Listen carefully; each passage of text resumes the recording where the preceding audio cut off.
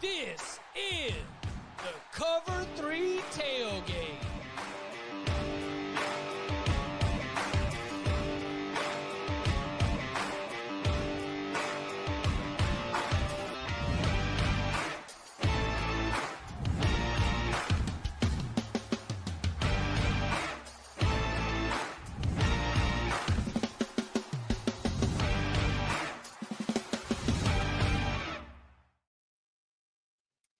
And welcome back to the Cover 3 podcast here on CBS Sports. That's Tom Fornelli. That's Bud Elliott. I'm Chip Patterson coming to you live at youtube.com/cover3 and everywhere you get your podcast on demand. Thanks for hanging out. Smash that subscribe, smash that like, and come and join us in the chat, a.k.a. the Cover 3 Tailgate, where they see those sirens in their feed. You know exactly what that means. 1, 2, 3, 4. I don't know, man. A whole bunch of coaching jobs are all starting to fill. It is 12:03 p.m. Eastern time here on a Sunday. We were still early in our instant reaction show about 12 hours ago. Good to see you again, boys. We wondered how quickly the news would come, and the answers are both fast and, yes, furious. Because since we woke up this morning, we have seen the finalized hiring for Florida, landing Tulane coach Jon Sumrall. We have seen Auburn not hire the interim. Ooh, many thought. No. Instead, Auburn has decided to hire South Florida head coach Alex Golesh. And as we continue this train from the American Athletic Conference, from the AAC to the SEC, whoo, all aboard. Ryan Silverfield from Memphis also lands at Arkansas. So 1, 2, 3 coaches from the American leave that conference and now went to the SEC. Of course, the Lane Kiffin saga continues. I think that I can say with some amount of comfort here at the beginning of this show, please credit the Cover 3 podcast. I think Lane Kiffin will be the head coach of LSU in 2026. Yeah. No, I think that he's going to the Tennessee Titans still. Oh, like at this point, the stuff we're chasing is like, is Lane forcing the offensive staff to go with him to LSU and tell him they won't have a job? Like that, they're like stuff I'm trying to find out right now. That's like, being rumored or reported elsewhere. Yeah, we will Can the players reach Lane? How pissed are the players? Like, is he trying to take certain guys with him? Like, I don't know that he's doing that. This is like, you'll see me on my phone. It's just stuff I'm texting people about right now as we do this. But we have some certainty, and I think some like competent hires at some schools we actually can talk about. Like, we don't need to be held hostage by Lane to do this show. But I swear, if you say that and Tom and I get roped into coming back to do a second show in one day. You guys are. You guys, this is vendetta grows. It grows. All right. So, Bud, let's Jon Sumrall, Alex Golesh, Ryan Silverfield, rank them in terms of how enthused you are and take into consideration a grading scale of what each job's expectations are when it comes to the coach. I would say thumbs up for Auburn and Florida. Like Garth's saying about, right? Unanswered prayers. Mm-hmm. I think you got some like somewhere between very competent to really good head coaches who have proven they can, they have Power 5 experience. They were good recruiters at the Power 5. When they were at a Power 5 school, that school did really well, I think, in large part to what they did. Then they went and proved they can be a good head coach, I think, in a lower league. So you have some of the, P5, like recruiting chops, assistant chops. You understand how a good P5 operation operates. You have good connections. And on Arkansas, I think like hiring Silverfield, a guy who really couldn't get it done at Memphis, despite the fact they have FedEx money. I just think like Arkansas was not a desirable job in this cycle. I think like all their stuff about how they're going to spend money, at least from what I had heard, is bluster. So I don't buy that Arkansas is going to start spending. So I can't say he's going to fail there. Most coaches fail. So I have no idea. Like, Tom, say the line. It's a great hire for all of them. I have no idea if it will work out. Exactly. Do Arkansas fans, now that they've hired Ryan Silverfield, do they all owe Bud an apology for telling you the truth for the last however many months about the situation? I mean, you can owe it, but I can't collect on that debt. It'll never come. What do you mean? But like they'll never admit it that the like they don't have, they might have money, but they don't spend the money. And that's, again, we don't know how it's going to work out. Ryan Silverfield go to Arkansas and win a bunch of games. Right. But It's just this hire for me, if I'm an Arkansas fan, kind of signifies that we're not all that serious at competing with the big boys when it comes to the money we have to spend in football. We're clearly more interested in basketball and even baseball a little bit right now. We don't have that available. So, because again, like Bud mentioned it, like Ryan Silverfield has been at Memphis for a very long time. He is 27-21 in conference play with the Tigers. He has never won the league, but Memphis is routinely one of the favorites to win that league every single year because, again, with the FedEx money, they're able to spend at a level that most of the schools in that league aren't. And I joked before the show, Ryan Silverfield is the Hugh Freeze of Jason Candles. Like, that's pretty much how I feel about this hire for them. They do have to at least pretend that they care about football. Otherwise, the SEC would kick them out. Correct. Right? But, it's very clear they want to win in basketball and baseball. So you kind of got to just pretend that you care about football enough, right? Okay, I'll say my line like the chat says. Take the checks, take the losses. Somebody in the SEC has to lose ball games. I think Arkansas fans would be happier if they were back in the Big 12. I've said this for a long time. You would be much more competitive. You would have a chance to win games on a weekly basis. For the 2 thumbs ups, let's start with Florida. At one time, a part of the Lane Kiffin sweepstakes, we have discussed. We discussed Jon Sumrall as a no nonsense, go make the move hire for Auburn, right? Yeah. Auburn 100% thought they had Sumrall until Florida whiffed on Kiffin, and then he just took a better job. Is that the way you read it? Florida whiffed on Kiffin? Yes. If Florida had gotten Kiffin, I 100% think that Auburn was pulling the trigger immediately on Sumrall. I think that had been done for a while. Is that going to be frustrating for Jon Sumrall and for Jon Sumrall's supporters that there's a portion of the fan base that sees that Florida just hired another coach from the group of 5 after spending months in a fever dream, if not a year in a fever dream about Lane Kiffin? And if the narrative is, and look, I'm just saying, if the narrative is we whiffed, we screwed this up. I mean, Scott Strickland has become very memeable for the angry Florida fans out there. That's a tough environment to walk into, even if you are a very good coaching candidate. The idea that a lot of this fan base is like, wow, we settled. Look, I don't disagree with that as far as I don't disagree that is the sentiment of the fan base. Correct. And it is a fan base ass sentiment.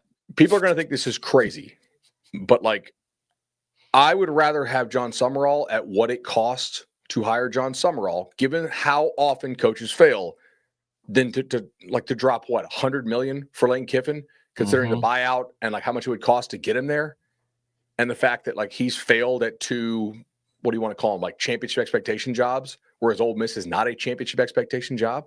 He failed at USC, he failed at Tennessee, right? Is he all of a sudden going to kick this thing into hyperdrive and recruit really well?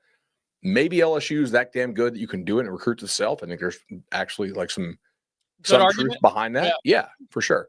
But I think Sumrall is a hell of a hire. And if you're Sumrall, you're looking at it okay, yeah, Miami spends in this state for sure. Florida State is an absolute shit show. He was Kentucky's best recruiter under Stoops, and they played nasty defense and pulled a bunch of upsets when he was there. Troy was basically kind of a dumpster fire when he took over with all the stuff going on behind the scenes there. He won the league at Troy, twice? And those guys play hard for him. They play hard-nosed defense. I like that he has not relied on a superstar quarterback to win games. That's one of my biggest red flags in the G5, because some of these guys ride a stud QB from the G5 to a job. And then it's oh, wait a second. Was it him or was it the QB? He also doesn't seem to ride a wonder kid coordinator who you worry about losing. We talked about this with Brent Key, right? I think Key's probably a pretty damn good coach, but I think a lot of people you talk to say, well, shoot, what is Key without Buster? Buster's kind of the genius there. He goes to Tulane. They did have a superstar quarterback last year, a guy that was so good that Duke paid him $7 million for the remaining 3 of his career. And he took Duke to the ACC title game, and now he's back in the American Championship. He lost his best coordinator to Oregon. They didn't drop off that much. To me, there's a lot of experience there. Again, no idea if it'll work out, but I think Florida fans who are disappointed are drawing unfounded comparisons between him and Billy. Yes. You talk to coaches in the Sun Belt, they thought Billy was shitty. as a coach. Sorry for cussing here. Like, they're like, dude, with the resources Louisiana has, he should not be blowing games Jason Candle style. You don't hear the same thing about Sumrall. Just my opinion. It's mine too. Also, the life in the Sun Belt West, even specifically, not even Sun Belt American comparisons, but the Sun Belt West. Yeah. Sun Belt West. I mean, shoot. John can tell you. In the Sun Belt West. We first guessed the Billy thing. Remember? Yeah, because we talked. Well, we also were looking at the competent to Brian Kelly. That one, right? That one might have been. That one was a whiff. But yeah, for Florida and for Jon Sumrall, this feels a little bit more. This feels a little bit more like you are investing in a long-term strategy that you want to build and that you want to grow with Jon Sumrall as a head coach. I don't know. I mean, the way that things have gone with Lane Kiffin, I don't know if you could have any idea what might happen in 2 years, 3 years, 4 years. Yeah. For that purpose, Florida, I thumbs up there. All right. What about Golesh? So, go ahead, Tom. My favorite part of this is that last night before the Iron Bowl, there were all the reports that DJ Durkin was very much in consideration for this job, and that he had and then this morning it's Alex Golesh being announced as the head coach, which tells me that if Auburn had won the Iron Bowl last night, DJ Durkin would be their coach this morning, which tells me that Auburn, of all places, you're not going to believe this. They were going to put the entire program, consider it and base it on the result of one game against Alabama. As for the hire of Golesh, I think it's a much better hire than DJ Durkin would have been. Ooh. Also, could DJ get retained? I doubt it. I don't think Durkin's sticking around. I mean, if I'm hiring Alex Golesh and I liked what DJ Durkin was doing, I talked to Alex and I talked to DJ and I see if they think about trying to keep up the program on the defensive side of the ball. So I don't totally disagree with that from a coaching standpoint. I do worry a little bit about the palace intrigue stuff. Right? You know what I'm saying? Do you want to keep a guy on board who clearly part of the Auburn faction wanted to hire? I firmly believe that one of the reasons Auburn waited a little bit longer to fire Hugh Freeze is to try to basically not give Durkin enough momentum with that certain faction to get the Auburn job. That's what we talked about that on the show for a month before the Freeze firing happened. Why aren't they firing Hugh? People are like, oh, who's the play caller? I'm like, they have 3 of them pick, right? They're not firing him because some of the cooler heads don't want the Durkin faction to win out on this thing. And if he went on a run, because there are winnable games down the stretch, maybe he gets the job. So, look, he worked under Matt Campbell, right? He was the OC for Tennessee when they were the best offense that they've been. I think, personally, just living in Florida, USF does a great job of scouting it. And they're going to lose a hell of a lot of players off that roster.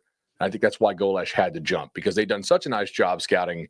There's no way they can afford to keep those guys. They're going to lose a lot of players off that USF roster. Some of whom should probably just follow him to Auburn, to be honest.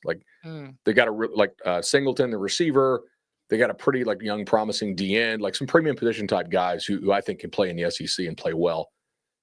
If the chat says, hey, does Golesh fit the mold of superstar quarterback? In riding that. In some ways, yeah, right? You got to be frank about that. We had Hendon Hooker at Tennessee, who wasn't a superstar before he got there, and Golesh, helped him with that system.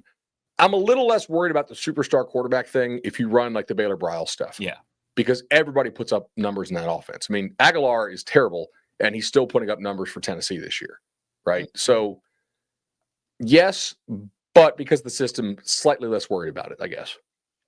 Typical anti-Illini bias here. You don't mention that Golesh spent 4 seasons as the tight ends coach and the recruiting coordinator at Illinois under Tim Beckman before he joined Matt Campbell at Iowa State, who used to work under Tim Beckman. So Golesh comes off the Tim Beckman tree, damn it. He's not on the Bryles tree or the Heupel tree or whoever tree. He's a Tim Beckman protege. How did that fruit taste off that tree, Tom? delicious. Did it? Illinois was the best MAC team in the Big Ten during the Tim Beckman era. I mean, and in the division era, that was fine. Mm-hmm. That's all you needed. What is, and again, when coaches talk about the calendar, when coaches are, complaining one way or the other, one of the things they're also discussing is, the transfer portal, but Bud, signing day is Wednesday. It is. What are these three programs looking like from the signing day perspective? What work is even possible to do if you get hired on Sunday to secure, maintain, like what even can happen for Florida? I mean, Florida and Auburn in particular. I know Arkansas operates in a different pool when it comes to the recruiting scene, but for Florida and Auburn, what does that look like with an eye ahead to Wednesday's National Signing Day? I mean, I think Florida's ready to win now. Honestly, like I think part of those guys kind of quit on Billy. Again, I'm very firmly of the belief that Lagway should have shut it down this year. He was not healthy in the offseason. His receivers weren't healthy in the offseason. He just never looked right to me, like at all. But the pieces they have on that team, I think they're very ready, to win. Auburn, I think, actually has a decent class coming in, and Florida has a really nice class coming. I would expect most of those guys to stay. Auburn's class is not amazing, but they have a couple nice pieces. I think Florida's done a really good job putting this class together. Billy could always recruit. He just was a bad offensive coach and insisted on being the offensive coach. And was not a very good head coach. But I mean, in a different world, there are certain guys who I think are probably just so much better at one thing and should be in that role. I think Billy for a GM is down the line would make a lot of sense. He's just not good at coaching football. But that roster's stacked. You watch the game on Saturday, physically, Florida State looks nothing like them, right? Mm-hmm. They do a nice job of scouting it. They got a lot of nice young pieces. They don't lose that much off this team if they can keep them together. So I think they're pretty ready to win. I also think in some ways Auburn, if they can keep Coleman, they can if Keldrick Falk doesn't go pro and some of these pieces, I don't think they're going to suck next year, right? Typically that offense hits immediately. There's not a lot of a waiting period if you're going to run that. What do they call it? The veer and shoot, I guess, because they don't want the Browse stigma on it, which I get. Some of these guys who run this who weren't, coaching for Browse probably don't want that, and that's fair, right? Mm-hmm. It's an offense at this point. That was a long time ago. So if you run this veer and shoot stuff, a lot of times there's not much of a break-in period. It's ready day one. We've seen this across the sport quite a bit. So not at ULM when they tried to put it in a month before the season. That was not the best, actually. But remember that the last year of Terry Bowden there? Yeah. Yeah. So yeah, I think both these programs should be fairly excited. And also, my main thing is just hire somebody with a good resume who you can be nimble enough if it doesn't work out. You don't want to get stuck in this new era where the players are the most important piece. See also Tallahassee. Yep. I like to call it the spitting on the sideline offense. It just sounds really fun to say, and it actually does explain wide splits, even to people who might not understand about hash marks and wide splits. Yeah, spitting on the sideline. Wide receivers so close to the edge. Why are they spitting on the sideline? What? That's you got to be close. What did the sideline do to them? Buddy, how much time you got? Okay. Well, first of all, that sideline wasn't there when I went up to make that catch. I don't know why my foot landed outside out of bounds. That was disrespectful by that sideline. I didn't see that sideline there. This could have been a first down. Now you're saying incomplete pass? You're going to talk about that little chalk mark out there? No way. That's the problem with the kids today. It's also we did have a balance of power shift in the SEC today. You know who reps Golesh and Sumrall? Yeah, not Silverfield? Not the guy who reps Lane. Not Jimmy Sexton. It's Clint, who was Sexton's number 2. And is seen as the guy that eventually will probably become the next Sexton. And he's at a different agency? Yeah. Clint just needs to get somebody on that game day set. In the worst way. Well, I mean, listen, this is far outside of my expertise here. But if you want to avoid some of what we dealt with in this coaching cycle, I mean, who knows? Maybe it just becomes there's a new king in town, right? Wait, so Clint also reps Elko and Drink. Mm-hmm. Oh, so he's just become, never mind. I may be wrong on him repping Silverfield. Silverfield might have stayed with Jimmy. Okay. So he either has 4 or 5 in the SEC now, which is like that's a different balance of power. And maybe means more raises for Drink and Elko, who they themselves were popular names on some of the fan fiction boards before they signed their own big extensions, during this coaching cycle. Well, you mentioned Lane Kiffin. We're starting to get more reporting from Oxford. The drama continues. So the latest on Lane Kiffin to LSU, what Ole Miss does next, and more. Next.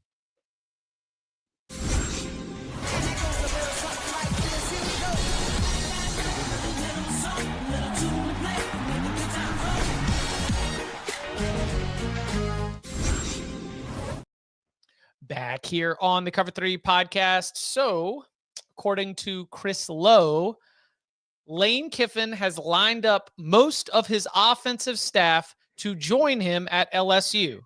And I'm going to say this. I want to add the attribution again one more time. According to Chris Lowe, he's told them if they're not on the plane to Baton Rouge today, they won't have a spot on staff.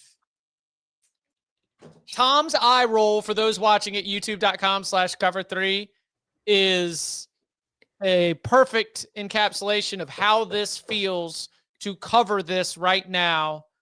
The idea, as it is being reported, that Lane Kiffin sabotaging Ole Miss's season? I mean, he's sabotaging their season. He's sabotaging their coaching search. He's all right. So my 2 takeaways from this. 1, the offensive staff. Pete Golding staying. Defensive staff is staying. Line in the sand has clearly been drawn in that building on that coaching staff. That's my takeaway from that first part.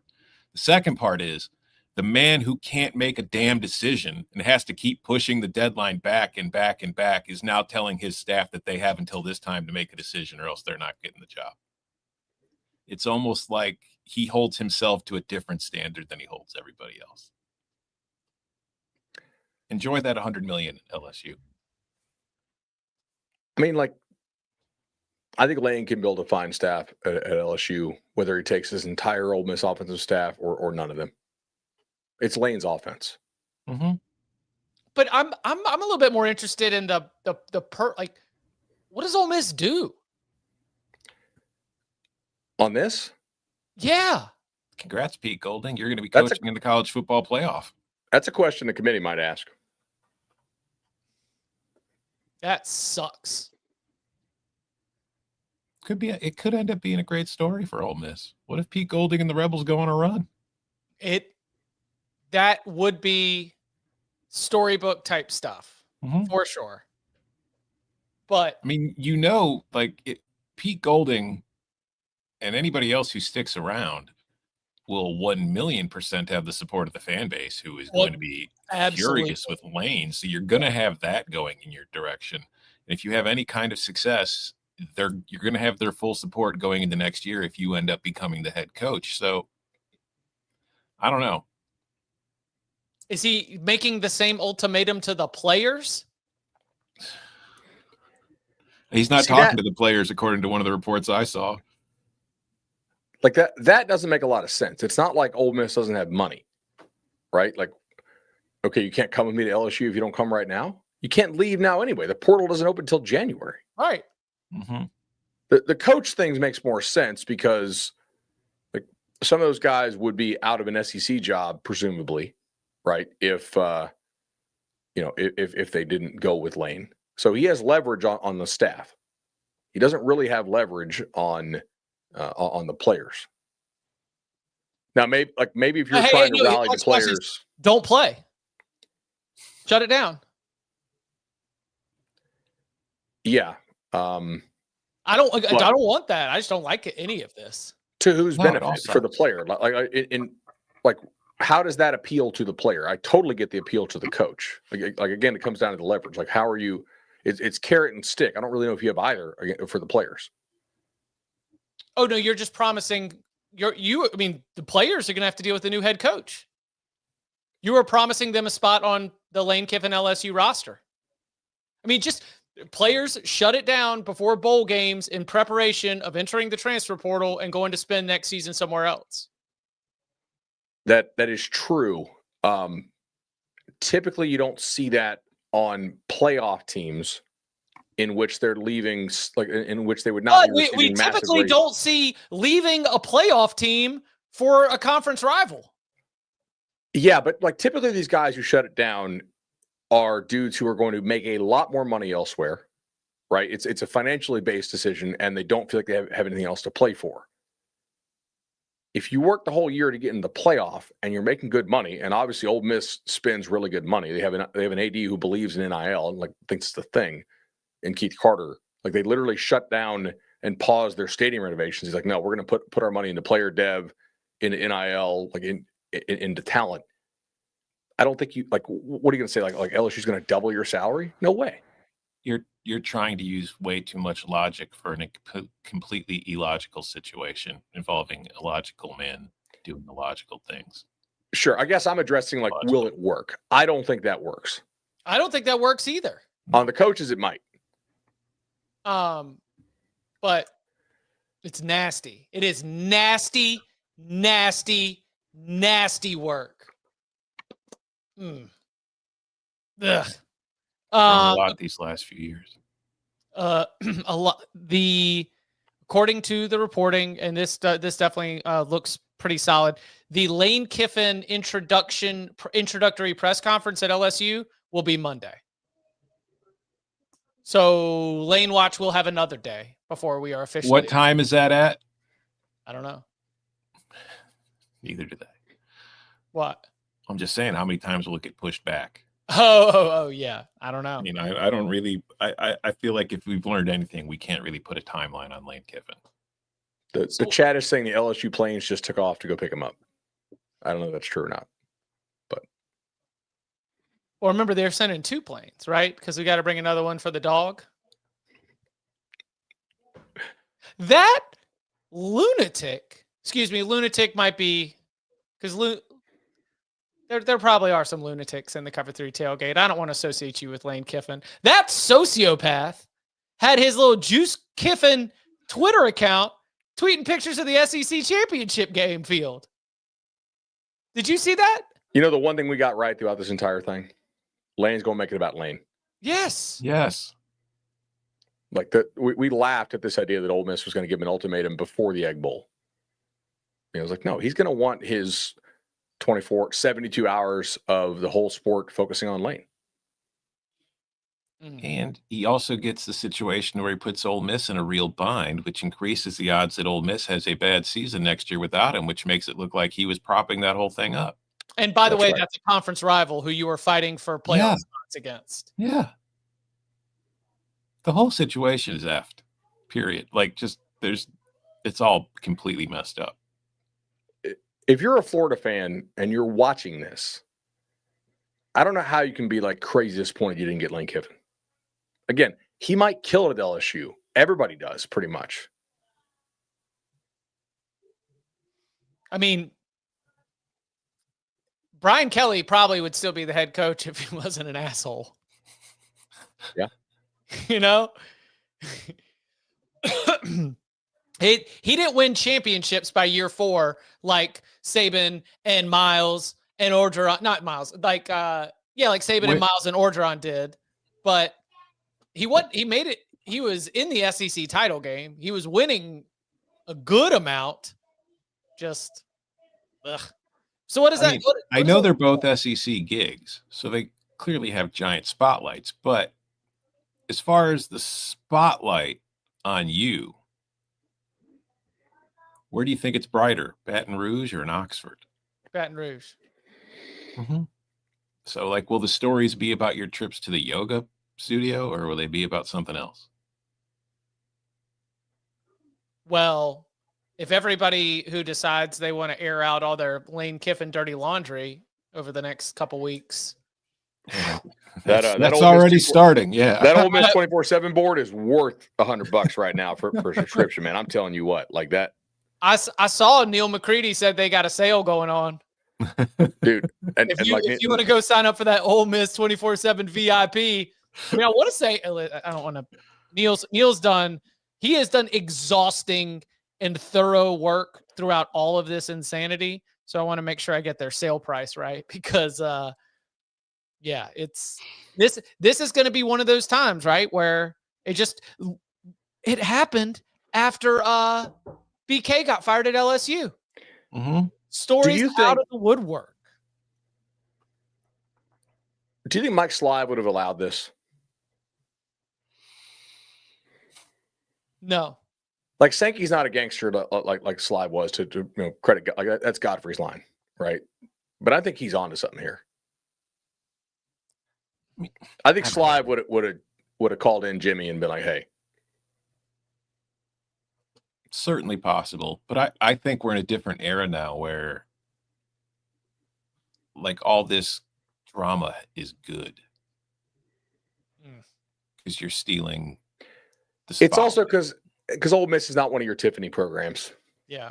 If it was happening to one of your, like, to me, there's a clear like 8.5, 9 in the SEC. And then there's kind of everybody else, I don't know that, like, if the roles are reversed somehow, which they probably wouldn't be, like there's a reason Lane's leaving Ole Miss for LSU. It's because he doesn't think he can win a title at Ole Miss. He thinks he can win one at LSU. 100 years of history says it's about right. I guess it's 5, however. You can't really argue the opposite situation because it just wouldn't happen to LSU that way. 30 years of Ole Miss football, 7 coaches in that span, left for another SEC job, fired, left for another SEC job. Yeah. One of those fired for actual scandal. Another one of those with on-field performance plus maybe just some unsavory behavior, along the way. It is for all of the, well, this is a good transition into what Ole Miss does next, because for all of the, Ole Miss is a different job now. And that was a talking point when we were saying, what is Lane Kiffin going to do? Well, it's the new era. Why would you need to go? Ole Miss has everything that you've got. They've got money. They believe in NIL. They have shown you what can happen. But, buddy, the way this has gone definitely does make it feel like you're still just Lil Ole Miss. Because you know what the thing is, Bud? Everyone's got money. Well, obviously, the other school we talked about maybe choosing not to spend it. But it's like the Ole Miss improvements have also been as everybody else is improving too.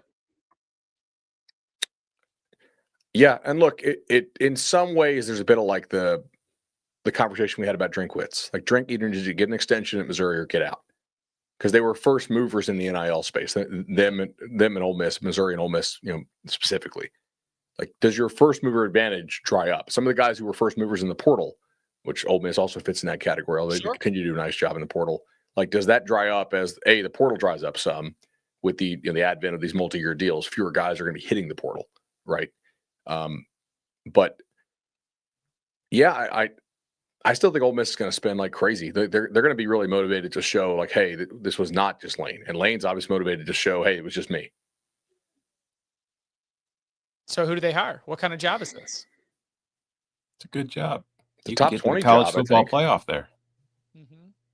Yeah, it's probably top 20, right?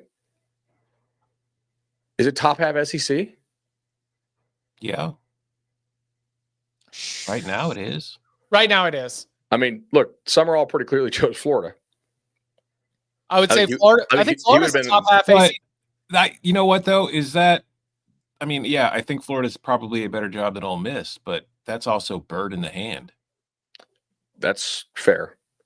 Because some people are actually able to make a decision instead of telling you, hold on, I need more time to think. And it's like, well, I can take the Florida gig or I can wait out to see Ole Miss. I think he made the right choice. Yeah, I mean, I just think Florida's a better job than Ole Miss is. So do I. But yeah, you don't wait on Ole Miss and turn down Florida. You think Ole Miss is a better job than Auburn? I think they're about equal right now. I think I'd rather have Ole Miss. Because Auburn's just, I mean, that's a circus. Auburn has shown you can recruit high school. Titles are still coming out of the high school level. That's kind of the one thing Ole Miss has not shown. That's probably like the number one reason why Lane is bouncing. Auburn has also shown that they will stage a coup to get you out of your gig. Yeah, I mean, that's the reason why you'd entertain Ole Miss as an equal or slightly better job. Yeah, when you fly to Auburn, you land in Atlanta. Like your ability to get really, really good high school players is better to do that than easier to do that, in my opinion, than it is to do at Ole Miss. I'd rather have Auburn than Ole Miss, but I don't think slightly. I don't think they are drastically different jobs. I think that they're Ole Miss. That's fine. Look, Auburn also had that NIL mishap. Remember over the summer where they were like, "Oh, we're not going to give anybody offers until like the certain deadline type thing," right? Like that looked pretty amateur hour. Ole Miss. How about this? Ole Miss has better alignment. Auburn has some better geographic potential. Yeah, and like Auburn has geographic advantages when it comes to building out high school recruiting. If you want to make the college football playoff, Ole Miss is probably your better option. If you want to win a national championship, Auburn might be able to provide that as well. Mike, do you think they go internal and hire Joe Judge as the full-time head coach? Right. Here come the judge. Here come the judge. Do you? I don't know. I know that Auburn was really worried about Sumrall taking Ole Miss. Right. I think Auburn's freakout moment was probably when Florida realized they weren't getting Lane and pivoted.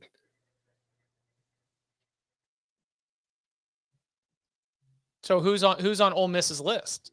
We know that Keith Carter, the athletic director, and some of the university officials, at some point when they were getting fed up with everything going into the week, they at least started to put some work in on what it might look like to have to replace Lane Kiffin. But guys, some of those names went off the board today. I mean, do you hire Pete Golding? He's done a nice job there. I mean, that's the thing. Like, if Golding is going to be the interim, I'm assuming. Golding will be leading them in the playoff. The emotions of the situation lead me to think Pete Golding is going to be the next head coach at Ole Miss, because then you combine that with the fact that so many of their top targets are literally the coaches we've been talking about taking jobs elsewhere on this show. A guy I would go get if I was sure I could get the OC is Brent Key.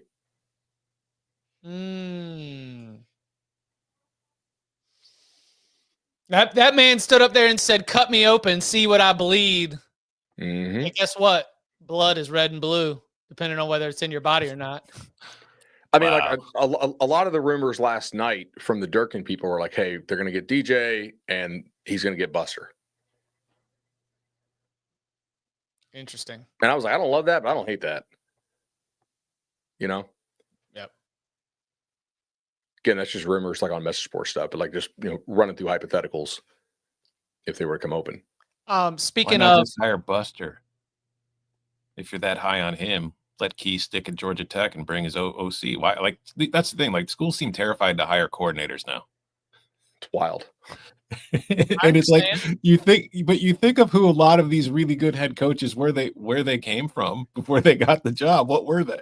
If I'm going to be giving you, what if you go get Lane's DC at LSU, Blake Baker? Like a trade? You work out like is there cash considerations going one direction if you do this? Yeah, I mean. So here's my thing. If you are going to be paying, and I understand that like if you hire an OC, you're probably not going to be paying close to the market rate of what you've got elsewhere in the conference. But if it's an SEC job, you're still going to pay what, $8 million? I'm asking. I don't have the salary database. Summerall's getting what, 7.5? I think I saw was the report. That makes sense, and probably not like a 9-year deal, right? I understand if you want to. If you're giving the keys, the resources, the oversight, I understand if you want someone who's had to organize a program. If you want head coaching experience, I think Dickert actually like the early flags on him, I think are like green. That arrow goes straight up, man. Yeah. Like what he did with Wake's roster this year is seriously impressive to me. They couldn't get it done. They could have saved us. We could have had. There's a lot of Brom smoke, by the way. For Ole Miss? Yeah. Man,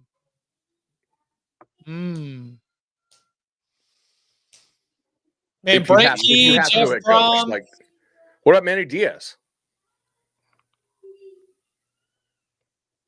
That'd be great for Manny. I think he's a good coach, but I mean, I think Penn State should hire him. That'd be great for Manny. It would. I don't know. Will Stein? Yep. He's on the list. Yeah. When are we ever going to have a Penn State emergency podcast? After the Big 12 title game. I mean, I will say, shout out to Pat Kraft. You look at what's going on in the SEC with everything just getting leaked out, and we're getting updates about like what people like candidates are eating for lunch. You ain't hearing shit coming out of the Penn State coaching search. Somebody's running a tight ship. Yeah. Neil McCready said that they've got 75% off VIP access for the first year if you want to go sign up for Ole Miss 24/7. He also offered, and I loved this line, he said this 2 hours ago. So this is, I guess, as the meeting's getting pushed back.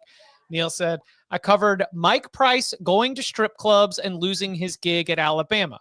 I covered a Tennessee booster laundering money through a colleague in Mobile. McDonald's. I covered Hugh Freeze's hiring, Laramie Tunsil's draft night, and more. But this takes the case. We have a new leader in my crazy shit I've covered sweepstakes. I mean, he's said a lot of really like prescient stuff here. This was 3 hours ago, roughly, but like their two choices right now are awful. Let the offensive staff leave and basically torpedo the college football playoff chances, or let the LSU coach work in your building for up to 50 days coaching your players. And that's what the position that Lane put him in.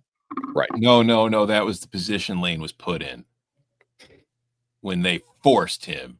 When LSU brought the gun to his head with the bag of money and said, you're coming with us. And Lane was like, please, no, I need to leave my team. Thanks, Jimmy Kirksaven. So this was 10:20 Eastern, so like 2 hours ago. Per a source, and again, Rebels 247 does a great job. Like Neil, awesome hire by 247. Like he crushed it at Rivals for so long. Per a source, Ole Miss Leadership Council is on its way to Lane Kiffin's office in the Manning Center. Players aren't happy with Kiffin, and that's putting it mildly. Ole Miss deciding in the machinations of an interim staff with either Pete Golding or Judge leading. In a hypothetical situation, Golding would stay in the coaching box upstairs, while Judge would run things from field level. Makes sense because Golding's got to call the defense. Right. And then Chase Parham, obviously done Ole Miss stuff for a long time, does a good job. Lane Kiffin didn't answer call. This is 9:25, so 10:25 Eastern, like 2 hours ago. Kiffin didn't answer calls from Keith Carter during the leadership council meeting. We're told the council's going to see Kiffin because of that lack of response, but I haven't seen an update on if they actually got a hold of him. They have pitchforks. They're marching through the Manning facility. The players are like, come on, coach, we just want to talk. I just want to have a nice. But remember, they don't care. The players don't care. They get it. Lane told us that. The players are fine with it. Yuck. All right. So again, in summary, we have that set. Like we've got the stuff that we were able to talk about at the very top of this emergency reaction show. That Jon Sumrall will be the next head coach at Florida. That Alex Golesh will be the next head coach at Auburn. And that Ryan Silverfield will be the next head coach at Memphis. LSU is scheduled to have an introductory press conference to introduce Lane Kiffin as the next head coach at LSU Monday morning. Currently, there are planes on the way to Oxford, and now we wait to see how many coaches cross the line in the sand and go get on that plane. Mr. Not Big on Ultimatums is giving ultimatums. Yuck. We, of course, will keep you abreast of all the latest as we get it. We will be back at 11 a.m. Eastern time on Monday for Upon Further Review. We got DK to jump in and see what he's got to think on the matter, as well as our update on Poll Assassin. We'll get Bud's college football playoff projection and more of our notes from a robust Week 14. It's championship week, boys. Time to bring that championship energy. And you can follow him on Twitter at Tom Fornelli. You can follow him at Bud Elliott 3. You can follow me at Chip_Patterson. Gentlemen, thank you very much. Thank you. See y'all.